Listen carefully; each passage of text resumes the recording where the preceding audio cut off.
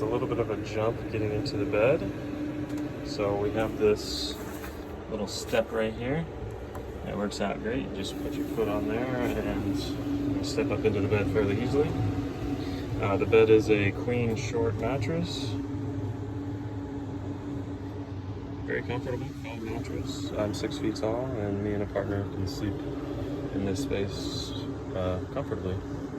Now there's 2 equally sized cabinets. Lots of space for storing your clothing, and the same on both sides. Although on this side there is a 12-volt cigarette lighter outlet, because I have a little fan that I like to set up sometimes when I'm sleeping. So you have a power source right there for that.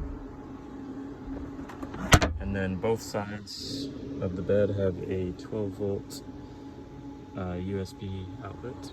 There's one there, and there's one there. There's also a little shelf right here, and hook here to hang stuff, and carbon monoxide detector inside the bedroom. The light for the bedroom is over here. It's not on a dimmer, but you know, if you need lights in the bedroom, there you go. There's 2 lights. Going under the bed, first thing you'll see on the right is the control panel for the hot water heater, and 2 switches to turn on the water pump and the water heater. So you turn on the hot water heater, you can adjust the water temperature, and usually 110 works good for us. You can go higher or lower, whatever your heart desires. The water heater is propane. The only propane utilities we have are the hot water heater and the stove oven. I usually just keep those on when I'm living in it. I never really turn them off, but I'm not currently living in it, so I'll just keep them off for now. Now, looking into the garage, the first thing you see is this giant box here. That is the 55-gallon water tank.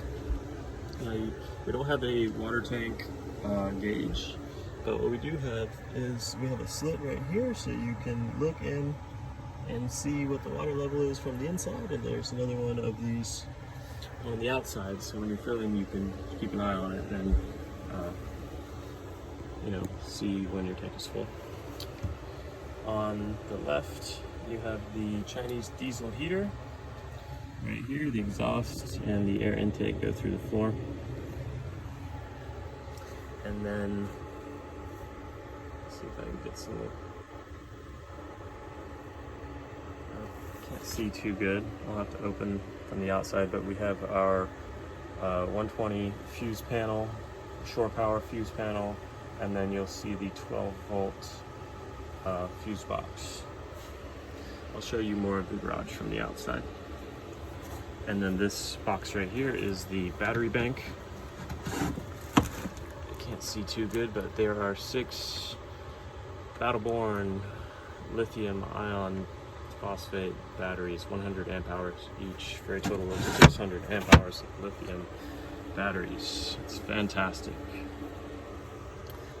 Over here on the right side, we have well, this is a P funnel actually, so it's just a funnel with a hose that goes through the floor, so if you're ever in a pinch and you gotta go pee, you can just have some privacy and pee. And then we have the hot water heater right here. You can kind of see the water pump and accumulator over here on this side.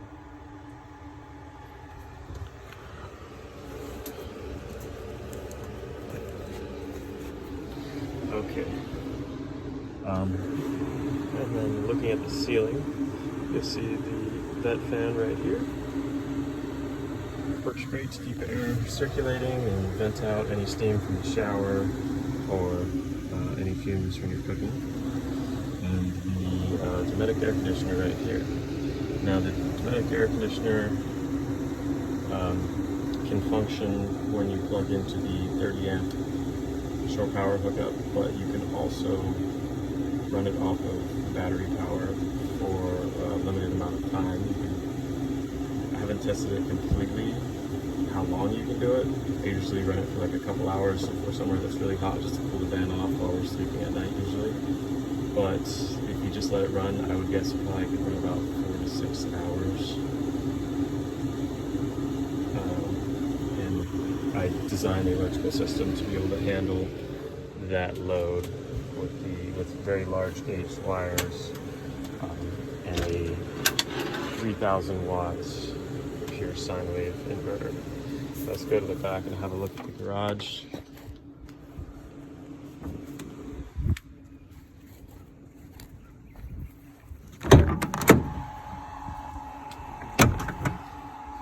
So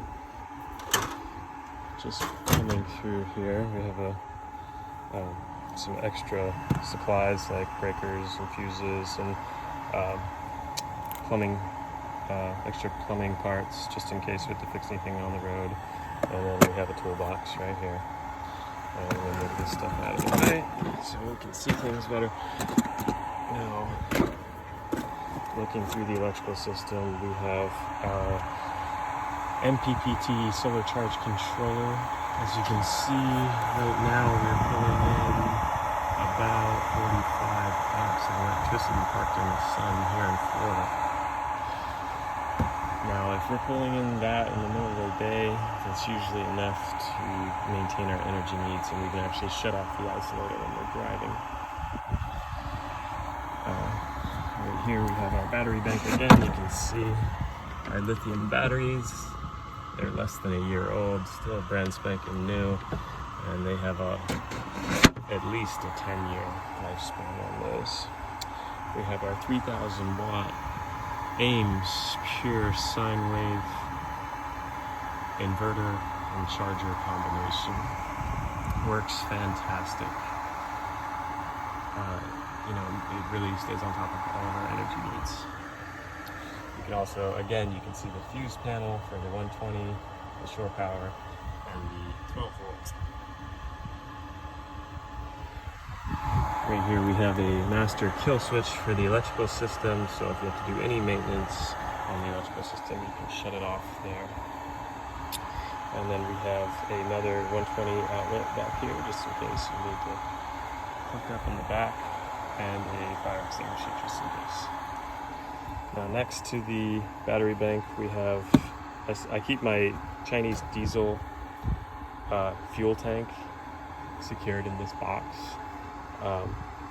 Just because this fuel tank, when you're driving around, it sloshes quite a bit, and you will start to get some diesel fumes inside your living area, and you don't really want that. So when it's in this box, I haven't noticed anything at all. There's a small amount of storage. Right here we keep our chairs, some tools, a shovel, and then right here we have our water tank with a water fill hose on top right there. And then to the left of that we have our propane locker. It is sealed with a vent in the floor of the propane locker. Let's see if you can kind of see it in there. I can't really see it. Yeah, you can kind of see it. There's a vent in the floor.